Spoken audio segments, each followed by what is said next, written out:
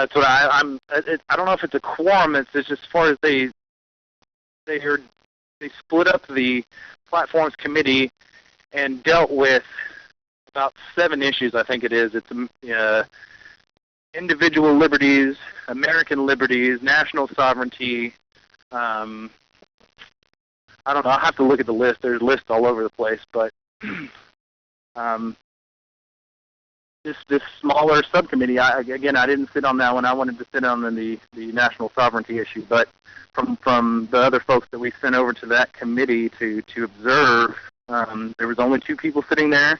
They rarely spoke out loud for how they felt on the 2006 platform versus the issues they had to address for the current situation. And it was totally different from the experience that I felt in the committee that I sat in, because they went basically word for word verbatim over the issues that we were talking about as national sovereignty. I'll give you another good update. We are sticking to the eviction of the United Nations from the United States. So that's one thing that surprised me, is that these folks do not want the United Nations on any of the soil. We don't want to be tied to any of the United Nations treaties. So again, it's an eye-opening deal, to where some of the things that they speak about are, to me, enraging, because some of the quotes that I've heard from some of these folks, as far as Islam is not a religion anymore, it's a force, that's offensive to me.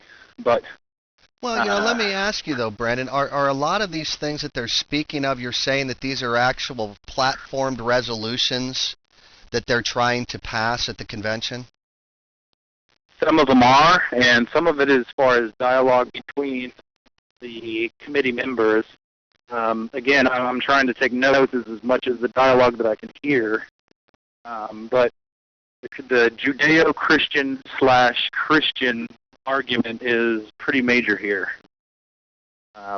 We actually had a few Jewish folks speak up and testify, and they're trying to change the language of, it was an aspect of illegal immigration, that this is a Christian, Judeo-Christian nation founded on those principles. And I mean, it's quite telling, but there's been some inflammatory remarks made by some of the committee members. But again, I guess that's their own personal opinion, and they're entitled to that. Well, some of these people, to be honest with you, Brandon, this is where educating ourselves and becoming informed of what is actually written in our Constitution is our biggest power. Now, these are things that these people have obviously been told or believe for one reason or another, but this is not the facts. I mean, our Constitution's pretty clear. What do people not understand about Congress shall make no law? Well, again, the argument that I think some of them are making is that it says one nation under God, and I think that's the crux of their argument. Does that make sense? Is that it says one nation under God, but again, in the Constitution, doesn't it say separation of church and state, correct? Yeah, it sure does.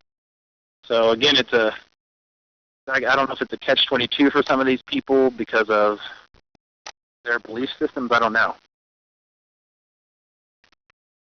Well, I mean, it's people have opinions. But basically the Constitution, states that Congress shall make no law respecting, I may get this wrong, folks, so I'm doing this by memory, respecting any establishment of religion or prohibiting the free exercise thereof, or abridging the freedom of speech, and so on and so on. But now, there may be some truth that some of the founders based their theories and what they did on Christianity. But the Constitution was written specifically so someone that was not a Christian would be singled out or crucified based on their beliefs, whether they believed in Jesus Christ, or they believed in God, or they didn't believe in a God at all. That's why that was written that way. Mm-hmm. All right. So anyway, tell us what is the basic feel on the floor there in Texas, Brandon? I mean, I take it you guys are actually the minority, if I Well, understand this. that's true. I don't know what kind of percentage we're going to get, but I'm telling you, from the actual being here since yesterday, involved in this, those observers that are actually sitting in till we were here till 11 o'clock last night, and we started at 9 or 8:30. I don't know what it was, and those that stayed were, guess who? Ron Paul supporters. Those folks stayed the entire time, sat and listened, testified multiple times. So we're here, and from what I'm seeing is that there's quite a few observers that are Ron Paul supporters, and age group is varied from young college students to older folks that are retired Air Force colonels, things like that, or just colonels. I don't know if it's Air Force, but it's quite interesting. Well, let me ask you this: what is your basic overview on how, the chair and the officers are basically conducting themselves? I mean, we've seen various things from various conventions around the country.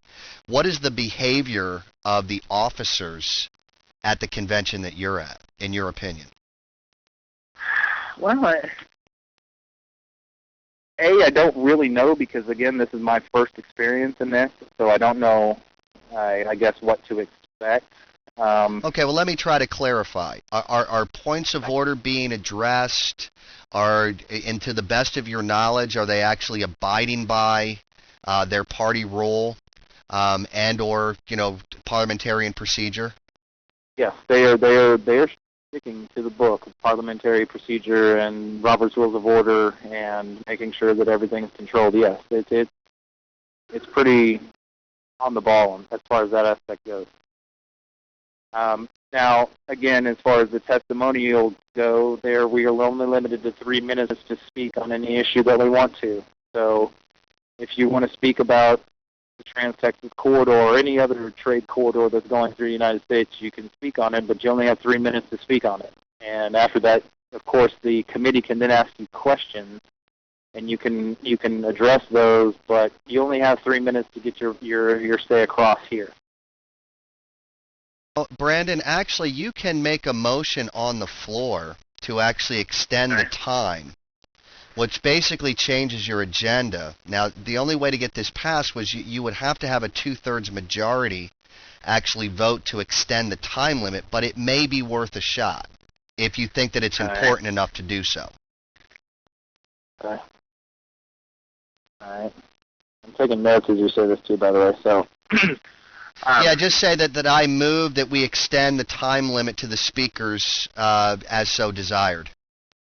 Okay. All right.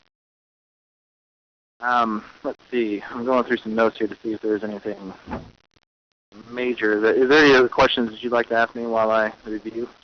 Well, I think that, the one question that I know that you may not have the answer to is, was anyone able to find anything in your bylaws that prohibited any type of recording devices?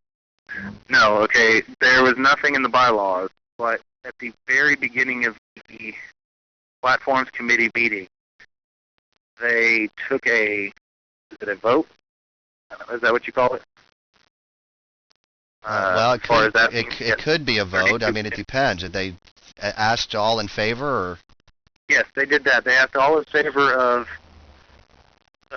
allowing recording devices inside the committee meetings. All in favor say aye, and those opposed say nay. And we were voted against it. We actually have the voting on tape. So we were recording all the way up to that event, and then once they told us that it was voted upon and there's no more allowing, we made sure to turn it off because we don't want to do anything illegal, of course.